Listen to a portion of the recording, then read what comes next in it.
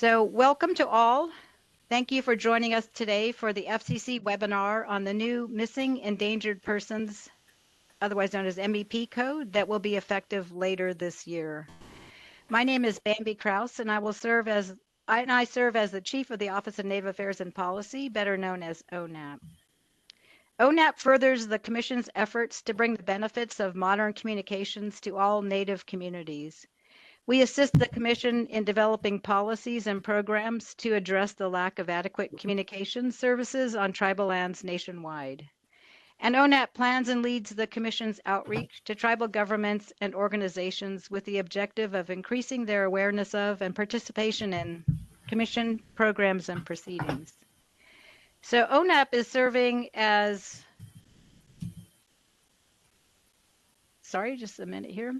is serving as one of your co-hosts today, along with our sister division, the Office of Intergovernmental Affairs, otherwise known as IGA. And both ONAP and IGA are in the Consumer and Governmental Affairs Bureau.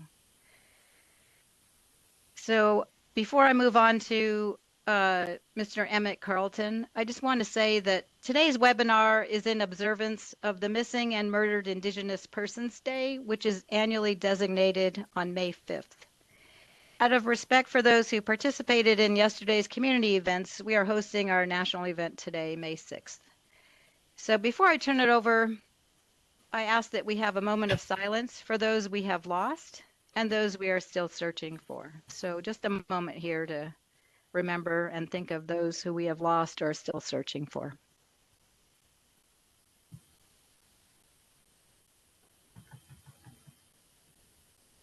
Today, we'll be sharing information and highlighting an important tool to aid in the national effort to find our missing and endangered relatives.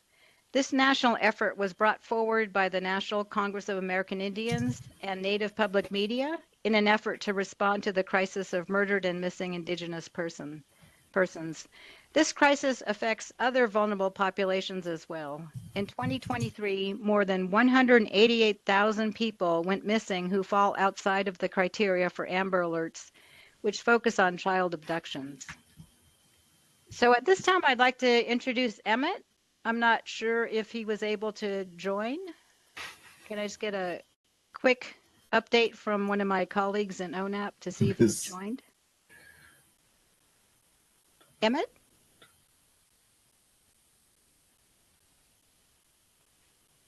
I think that I'll take a point of personal privilege here, and I have Emmett's comments here, and I'll read them quickly, and hopefully he can join us and be available in a few minutes. So Emmett, again, as you see on the slide, is the Deputy Chief of the Office of Intergovernmental Affairs.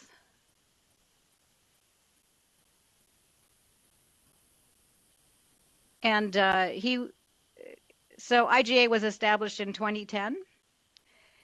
But in terms of his opening comments, he wanted to share that in 2024, the number of missing and endangered persons remains a significant public safety concern, affecting families and communities across the country.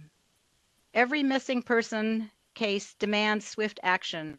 In emergencies, every second counts. Time is often the most critical factor in safely locating someone, and delays can have tragic consequences. This new code you will learn about today will give local, state, and tribal governments a faster, more precise, and more effective tool to respond to critical missing person cases that do not meet the strict criteria for an Amber Alert. It will strengthen local, state, and tribal emergency response systems, enhance public safety, and empower governments to act quickly to save lives, and to fill a critical gap to protect vulnerable populations. With a nationally recognized code, there will be a standardized way to communicate missing and endangered cases, helping states, cities, and tribal communities coordinate more effectively across jurisdictions. Local, state, and tribal governments will be able to quickly send targeted alerts to the public, law enforcement, hospitals, and transportation networks, increasing the chances of locating a missing or endangered person. We appreciate everyone for joining us today to learn more about this new code and bring awareness to the MEP code. The more people who recognize this code and respond to these future alerts, current and future alerts, the better chances of finding missing individuals all together. Thank you for joining, and Emmett is going to pass it back to me. So that was Bambi as Emmett. Thank you, everyone, for understanding that he was unable to connect right now. So a few housekeeping items. So in our new platform, WebEx, we found that it can be the most effective way to share information and questions and answers are to make sure microphones are muted. And then please submit your questions into Q&A. So Q&A should be able to find it on your bottom toolbar on the right-hand side. We've disabled chat because we've had a few issues with it. And then finally, we appreciate your understanding as we work through this brand new platform for us known as WebEx. So today's slides and resources will be made available as we go along or at a later date. And so now we are fortunate to feature today our colleagues in the FCC, Public Safety and Homeland Security Bureau, who will provide an overview and background on the new MEP code, the emergency alert system, and the wireless emergency alert system, and our timeline for next steps. So with that, I'm handing it off to Leon Kenworthy, who is the Chief Cybersecurity and Communications Reliability Division Chief. Thank you very much, Leon.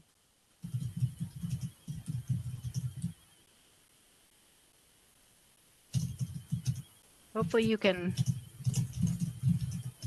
you're online. You can't hear me at all? Yes, we can hear you. Okay, you can hear me okay? Yes. Okay, perfect, all right. Sorry about that, I'm not sure what happened. But I think we've all been having some audio issues with WebEx today. No, thanks, Leon. And I just want to confirm that everyone can see the slide deck now. And hopefully just the slide deck with Leon's photo, is that right? Just confirming, correct. Thank you.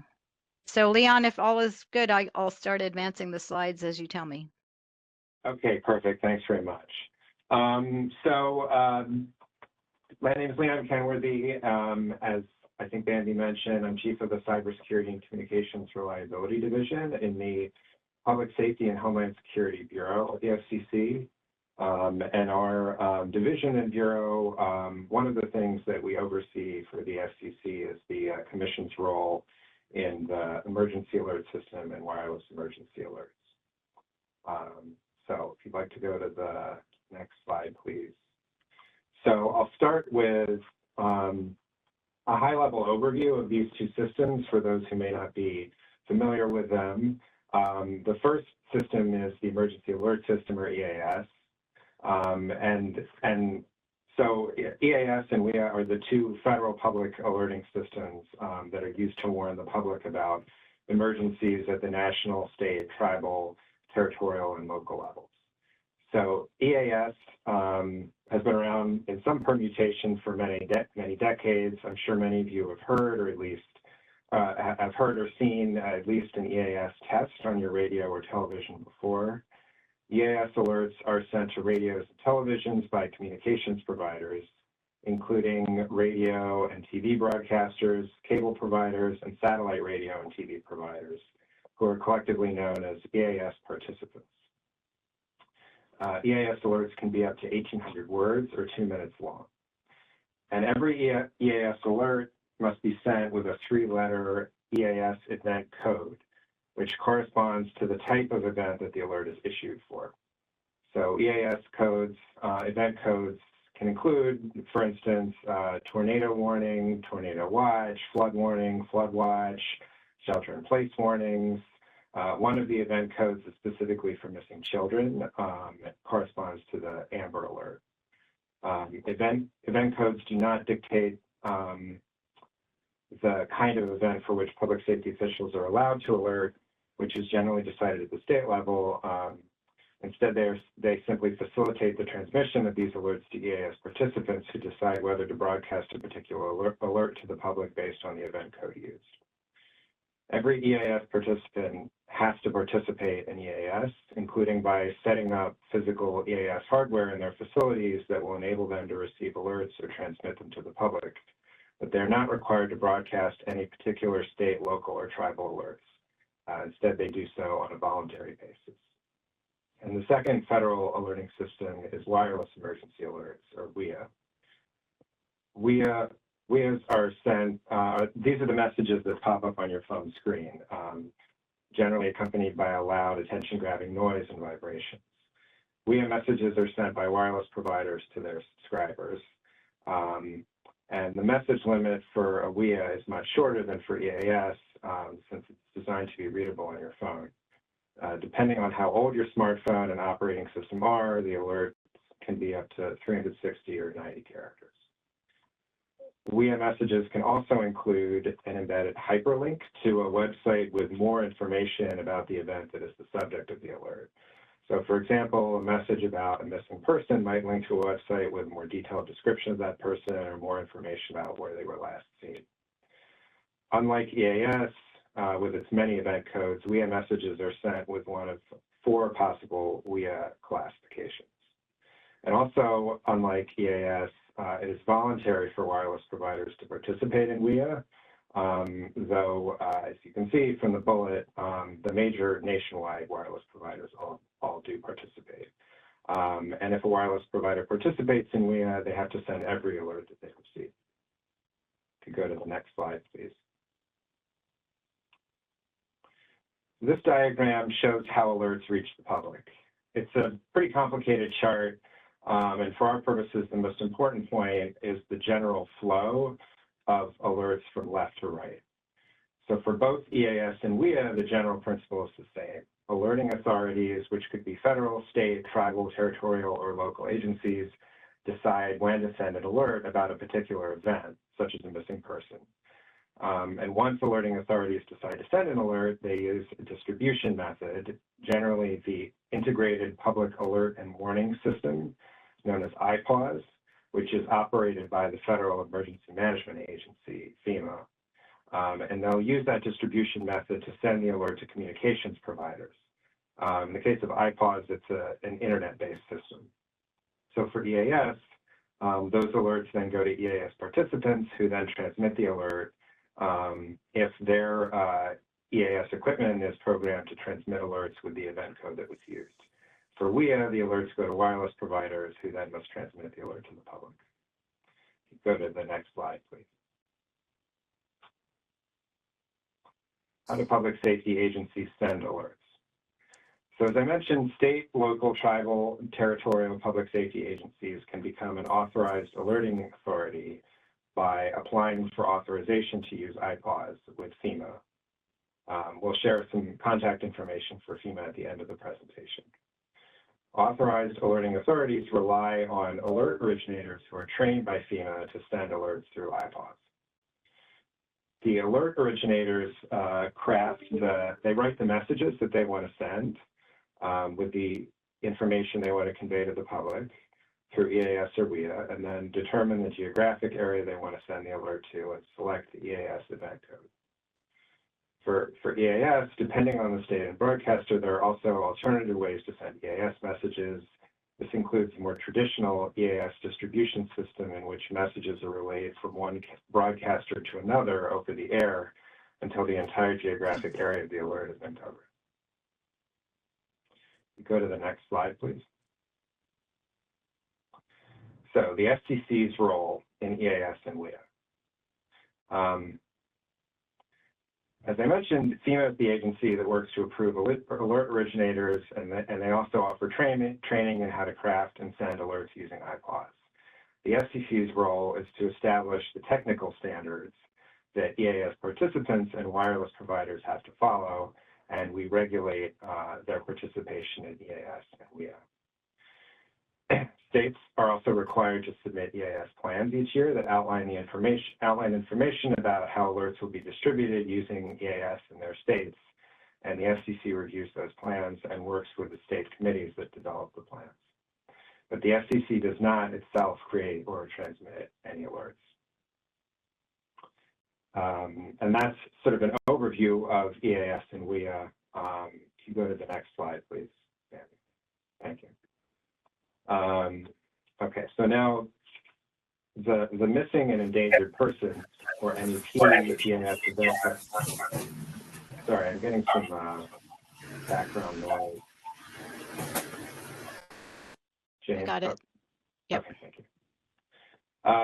So the MEP event code for EAS was established by the FCC last August, and it creates a new three-letter event code for use in EAS for missing and endangered persons.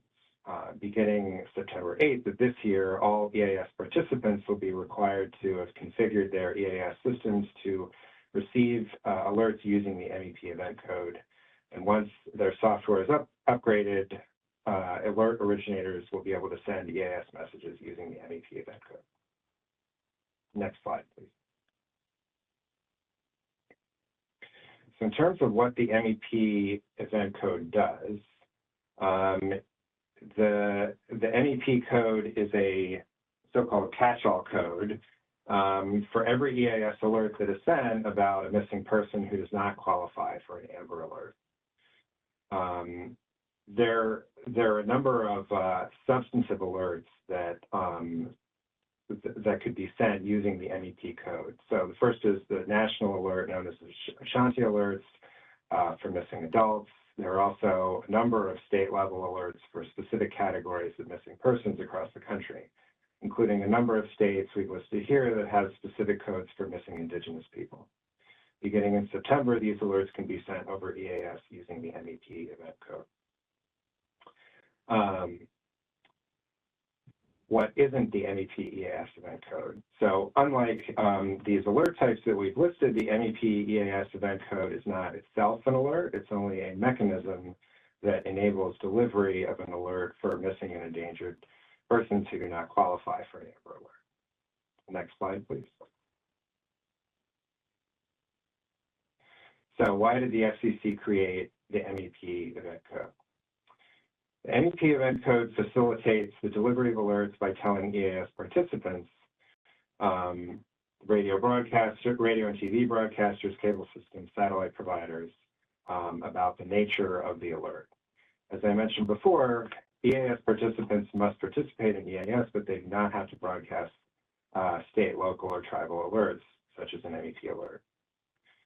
Typically, EAS participants' equipment reads an EAS message that they receive and then uses the EAS event code to determine if the participant will broadcast the alert to the public. By better describing the nature of the alerts that are sent about missing and endangered people, we hope that EAS participants will be more likely to broadcast these alerts when they receive them using the MEP event code. So before the MEP event code was created, there was the specific event code for Amber Alerts, but alerts about other missing people who didn't qualify for an Amber Alert had to be sent with a generic EAS event code, like the Law Enforcement Warning Code or Local Area Emergency Code. Some broadcasters have set up their EAS equipment to not broadcast these types of alerts when they receive them. So the value of the MEP code is that it lets broadcaster systems know more specifically what the alert is about. If you are an alerting authority and it's important to you that broadcasters in your area transmit EAS alerts about missing persons to the public, we encourage you to speak with your local broadcasters and ask them to broadcast EAS alerts that they receive using the MEP code. So that's the end of our presentation about EAS, WIA, and the MEP code. Thanks, Andy. Well, thank you, Leon. Oh, go ahead. Sorry. I'm just going to add, we have on this final slide, there's some contact information for FEMA IPAWS. Great. I know that was a quick run through, but I appreciate hearing it. And I believe we have time for some questions. So to help facilitate this, I'm going to stop sharing so that I can see the full screen and the questions that have come in.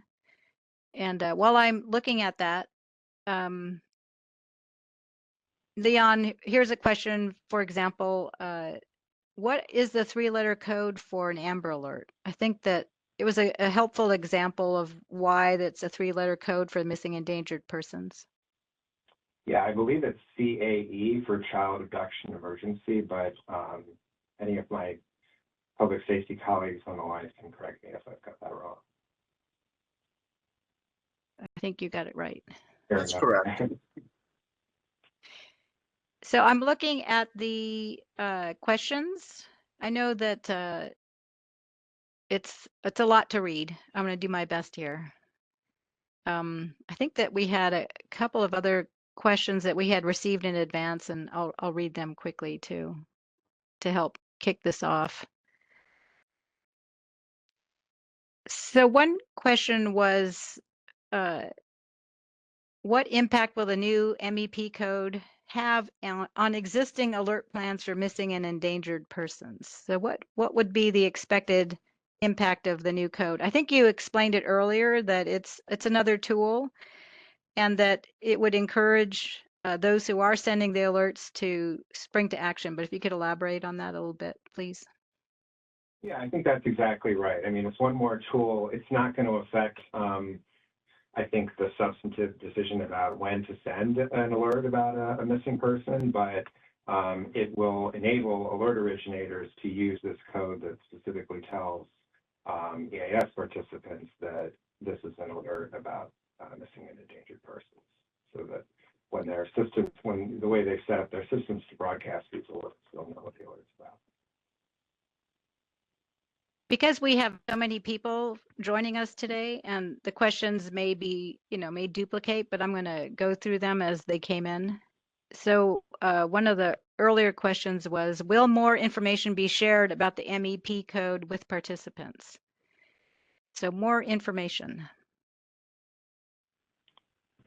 Well, I mean, I think the presentation we've given today is probably a good overview of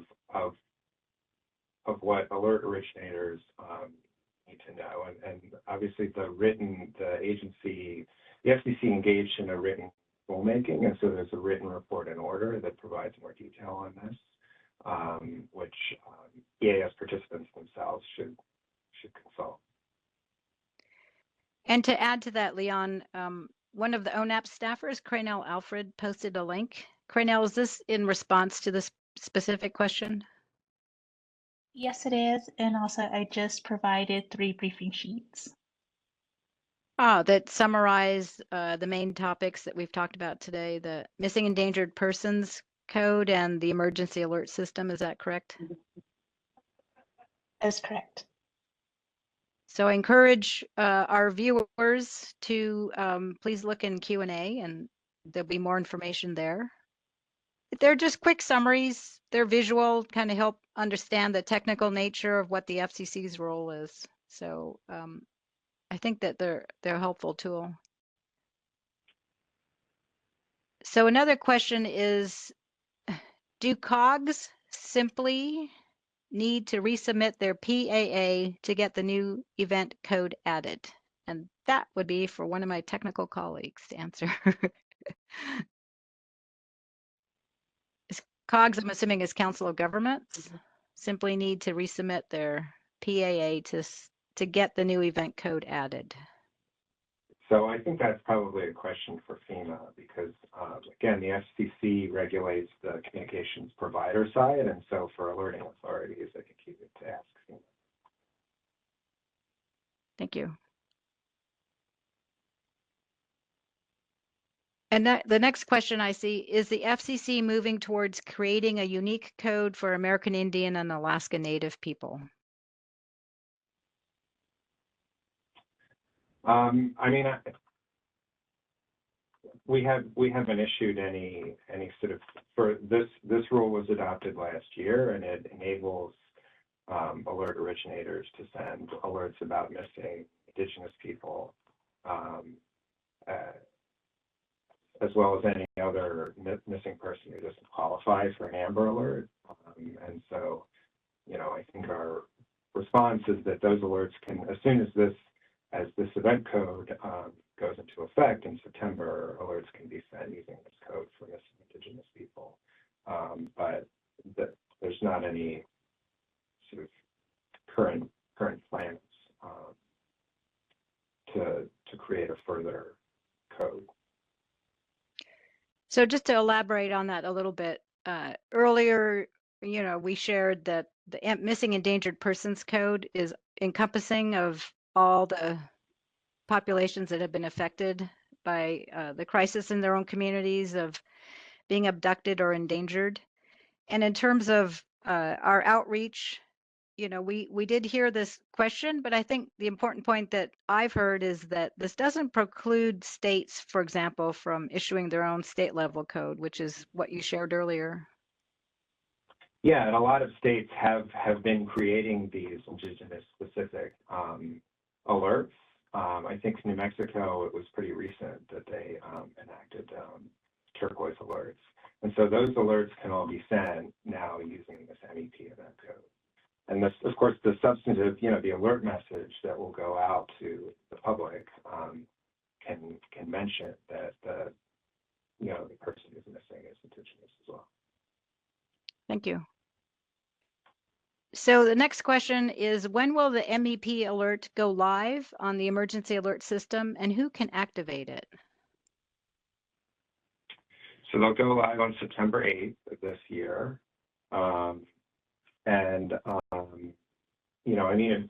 Alert originators can send, and I think you were saying, Gabby, in some instances has sent alerts with this MEP code. But the point at which EAS participants are required to have configured their systems to enable the sending of alerts with this code is September 8th. Sorry, what was the second part of the question? Who can activate it? So that would be alert originators when they create the alert message in FEMA IPOS. Thank you. I think one important point that we've heard over the past year as ONAP has worked on this topic is that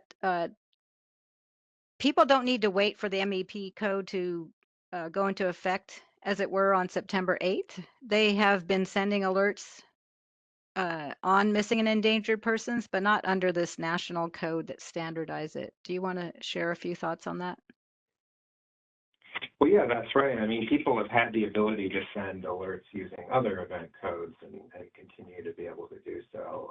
This really just gives them another tool to signal to EAS participants, more specifically the nature of the alert. So that's right, that people have been and can continue to send alerts about missing persons using other event codes. Thank you. We had a question on what technology are these alerts sent? And here I think it might be helpful to look at the briefing sheets if you're able to, because they summarized it in picture format, which is helpful for me to understand what an EAS is sent out, who are the people who are sending that out versus the WEAs. So I don't know if we want to run over those again. Who can send an EAS? Who is sending a wireless emergency alert? Well, alert originators can send either.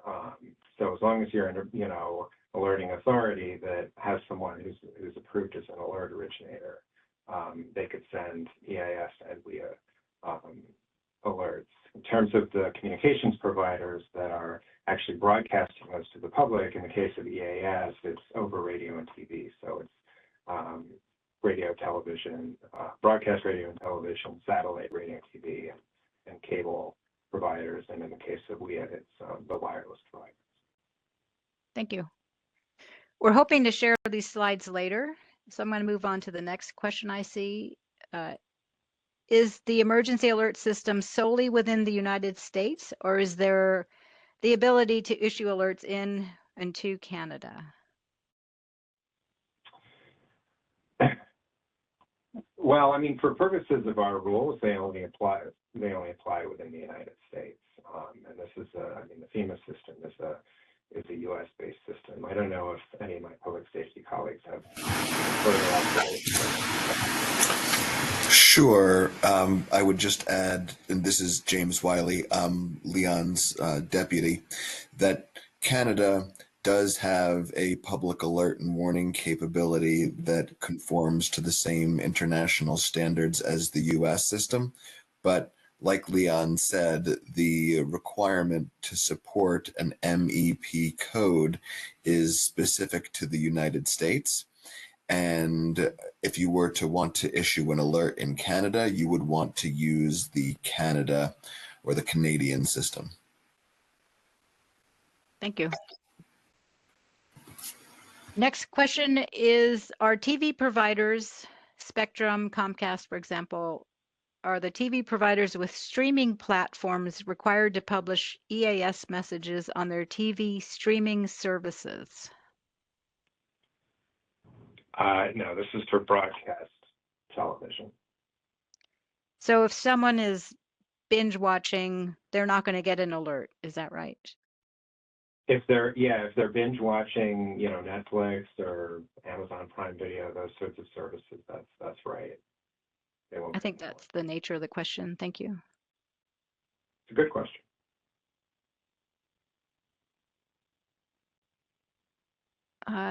Seems specific to Arizona, but I'll read it. Not long ago, we here in Arizona were introduced to MEC by ASDPS. I'm assuming that's Arizona Department of Public Service. Now this presentation is where this comes from. I think the question is, where did the FCC's effort on this originate? But I'll just start by responding that the crisis, for example, in Indian country for missing and murdered Indigenous women and people has been for many generations, I believe. And it's heartening to see the awareness level being raised and people looking for tools to help with this crisis. I actually I don't have a history of understanding Arizona's emergency alerting system, but that's part of what I think this overall effort is. And as I mentioned earlier, the National Congress of American Indians and Native Public Media reached out to the commission about a year ago about this very topic. I don't know if public safety wants to add anything. Well, I think I would just add that I think a lot of that outreach is what spurred this FCC proceeding to create this specific event code. And it is designed, it enables alerts for all missing people who don't qualify for Amber Alerts. That obviously includes missing Indigenous people, and the FCC's rulemaking talked extensively about the specific concern that faces Indigenous communities. Thank you. The next question, is there a list of local broadcasters per state? The second phrase of that is that they can advocate for a code. So if people want to advocate to use the code, how would they know which local broadcaster to get to? Is there a list of those in each state? So there's a list of the state committee leadership that creates the state EAS plans on the FCC's website. And in some cases, the state EAS plans themselves that are submitted to the FCC are confidential, but in some cases, states have chosen to post them publicly. But you can reach out to the state committee officials that are listed on our website that prepare these EAS plans to get more information from them about how is the EAS distributed in your state, what are the broadcasters that play a role, and that should help you get more information about what broadcasters to reach out to. But you could also just talk to your local broadcasters who cover areas that are geographically relevant to you. In terms of the registration, we saw that there were a lot of public safety and law enforcement people who registered for today's webinar. And I know this is not your role per se, but what is the role of the public safety in terms of using this new code? Well, I think it's either, if they are already alerting authorities and they're already set up, to use FEMA system, or if there's another system used in their state, making sure that they're trained in that and that they're able, you know, if and Oh no. You dropped. I can't hear you, Leon. Cranell, can you hear him? Unfortunately, I cannot hear him, and it doesn't seem he can hear us.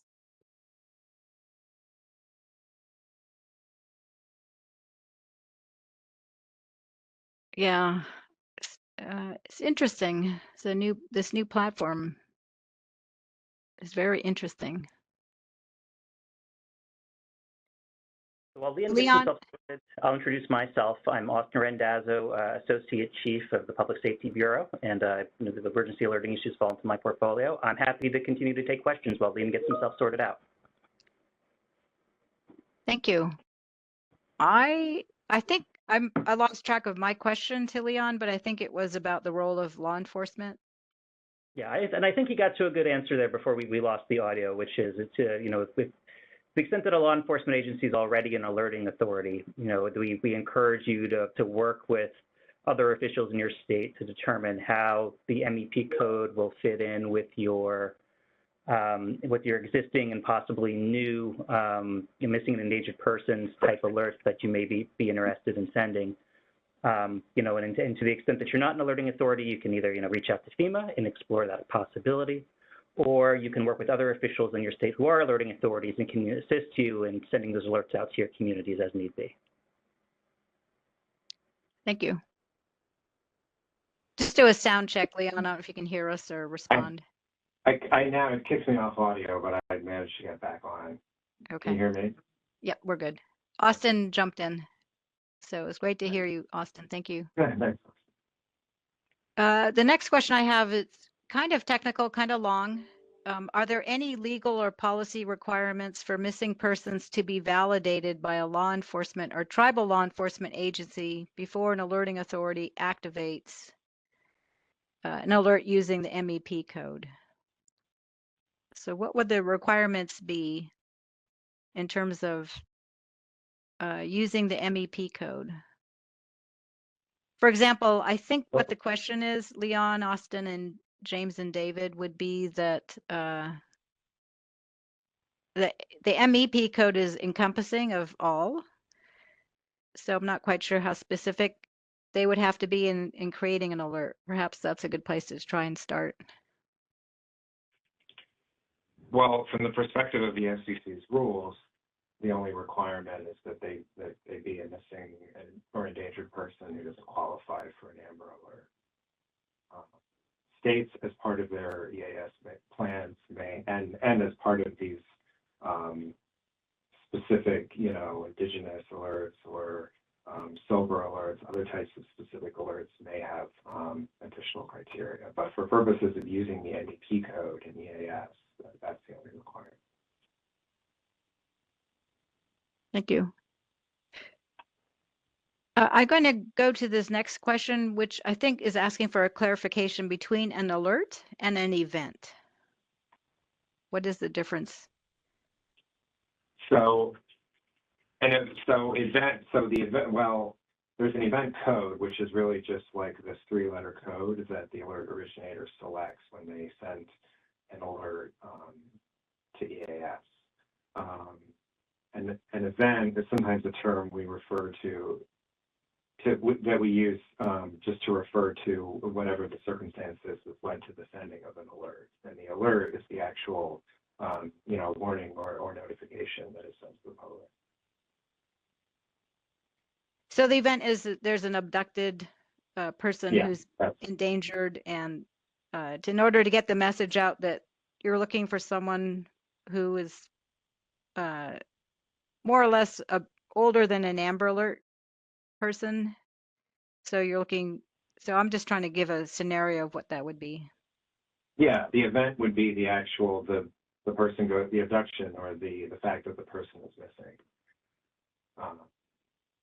Yeah, and then the alert would be the actual message that is sent to the public about that event. Thank you. The next question is, if the broadcaster can opt not to transmit the MEP, what steps can be taken to encourage them to choose to broadcast it? You want me to read it again? No, I mean, I think I understand. I think the steps, the most effective steps are probably going to be at the local and state level, encouraging broadcasters to send those types of alerts and sort of explaining for them why they're important to a particular community that wants to be able to send these alerts and have the public notified. And I think that's probably going to vary, you know, community to community around the country, how important broadcasters are in getting the word out about a missing person to the public. Thank you. The next question is, what type of facilities will these alerts go out to, such as tribal governments, hospitals? So the alerts are just so in the case of EAS, can you still hear me? We can hear you but not see you. Okay. That's okay. There, you're back. It's just like a fun new glitch every few minutes. So the alerts, if an alert goes out over EAS, then it's just received by the audience of whatever broadcaster broadcasts the alert, right? So if an AM radio station broadcasts an alert, then everyone who's tuned into that station is going to hear the alert. Or if a television station broadcasts the alert, then everyone watching that station is going to get like the blaring noise that there's an emergency alert, and then they're going to get a text call across their screen with information about the nature of the emergency or event. And then in the case of WEA, the alert goes to everyone who's within the geographic area that the alert originator decided to send the alert to. It's going to go to all of their cell phones. Thank you. So it's just to clarify, these are tools to notify the public broadly, not specific agencies. Would it be up to, well, the alert originator I know we ran through it quickly in terms of how alerts are distributed, either through daisy chain or through a different mechanism. Mm-hmm. But how do they line up all those different connections to get an alert out? Well, the alert originators don't have to worry about that. I mean, that happens within the EAS system or within WEA. So, I mean, we mentioned briefly the EAS plans that each state submits, and part of what those do is they create a plan for the distribution of alerts throughout the state using the daisy chain. So it starts with like, you know, a handful of particular broadcasters who then in turn send it to other broadcasters and out and out and out until you know, the majority of the state's geography has been covered. But for IPAWS, which is FEMA's system, that's an IP-based system, so that's just sent directly to the EAS equipment that broadcasters have in their facilities, which is I don't want to get, you know, too much into the technical details, but they're sort of polling at a regular interval for alerts that are sent over IPAWS. No, I think that was an important few points to make, because the next question talks about are alerts sent by tribal governments given the same privilege and follow the same process as other agencies? Sorry, can you repeat the question? So are alerts sent by tribal government agencies like tribal police, law enforcement, social services, are they given the same privilege and follow the same process as other agencies? So for example, state agencies? Well, from a perspective of the IPAWS system, or, you know, I'm sorry, from a perspective of the broadcasters and the wireless providers, yes, they receive those alerts and they're handled the same as any state or local. The only thing I would add to Leon's answer is that the system does work on a first in, first out kind of basis for EAS, and I believe it's similar for WIA. The only exception where an alert might be prioritized or treated differently is if it's an alert, if it's a national alert sent by the president or by FEMA. You know, think back to the one of those nationwide tests that we've conducted in partnership with FEMA from time to time. Some of those are, you know, you can't opt out of them. That always comes over, and it always comes over your phone almost immediately. You know, those kinds of alerts are set to always come first if there's multiple alerts in the queue. And if, for example, FEMA sends, you know, a nationwide alert because of a nationwide emergency like the president, that would also, this all use the same code, so that would also be an alert that would be displayed immediately and kind of quote unquote jump the line. But those are used extremely infrequently. So for the most part, for all practical purposes, those systems work on a first in, first out kind of basis. Thank you. I think we'll take a couple more questions. I know we had started a little bit late, but I think that some of the questions are starting to duplicate. This next one is, well, someone requested the contact information to reach out to the FCC staff if you have questions. And so thanks to Craynell, she put in there our general email boxes. So for public safety, alerting@fcc.gov would be helpful. If you want to reach out to ONAP, it'd be native@fcc.gov, and you wanted to reach out to the Intergovernmental Affairs Office, that would be IGA@fcc.gov. So I'm going to do two more questions here. Question is, what privacy concerns were overcome or addressed to ensure this code could be used, in contrast to alerts where consenting adults aren't as much of an issue? So I'm just rereading this again. We actually, during the tribal consultation on this rulemaking, this is a question that we had received in terms of if someone is trying to escape their abductor and they are hoping to not be found. I think that's what this question is. What are the privacy concerns that were overcome or addressed to ensure this code would respect that person's wishes? Well, the decision about whether to send an alert in a given situation is up to alerting authorities.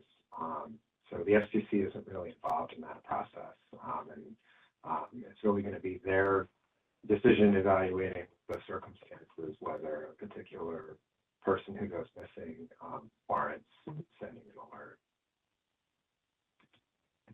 This is really, I mean, the purpose of this event code is really just to assist when authorities have decided they do want to send an alert to help locate a missing person. This helps facilitate that process. I think that considering time, we have more questions. I'm hoping that people can send their questions. If we weren't able to get to them today, I'm hoping that you send them to either the public safety or native@fcc.gov, which is ONAP, or IGA@fcc.gov, which is for Intergovernmental Affairs. We can all share the questions. If you don't remember one of the three, IGA or ONAP or alerting@fcc.gov. If you registered, we have your email address also. And in terms of confirming your attendance today, I believe you probably got a confirmation email from me. So you have my email address now. And I think I really do need to, unfortunately, cut it off right now. But I want to give public safety an opportunity to make any closing comments if you'd like. No, I just want to thank you for setting this up. I mean, this is an important issue, and we want to make sure that people have the right information about the new NEP code and that they're aware that it's coming into effect, and that they can, you know, alerting authorities should use it if they want to let the public know about missing persons cases. Thank you. And we're happy to, you know, people have questions, they're welcome to send them to us or to ONAP, and I'm happy to respond. Well, thank you. Thank you to Leon, Austin, James, and David. We've really enjoyed working with you in terms of this rulemaking. I also want to thank Intergovernmental Affairs. I know Emmett may not have been able to join us today, but the chief of IGA, Bridget Gomez, has been wonderful to work with too. And she wanted to make sure that all of the IGA points of contact were invited to today's webinar.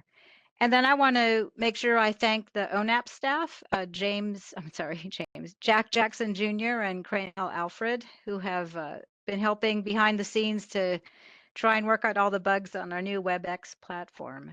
So with that, I want to thank all of you who were able to join us today and to help find our missing and endangered community members. So thank you very much for attending today.